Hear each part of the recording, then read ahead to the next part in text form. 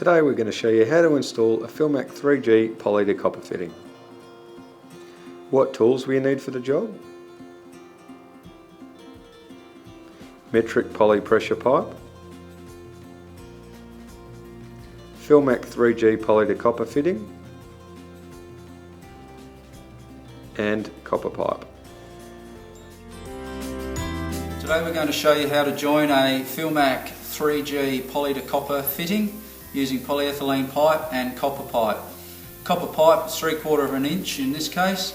It's important when using this fitting that we actually have 2 to 3 threads exposed on each end, and then we get straight into the installation. So for the polyethylene end, simply a matter of pushing the pipe as far as you can into the fitting, tightening the nut by hand, and then ensuring you get the nut all the way to the flange by tightening with a wrench.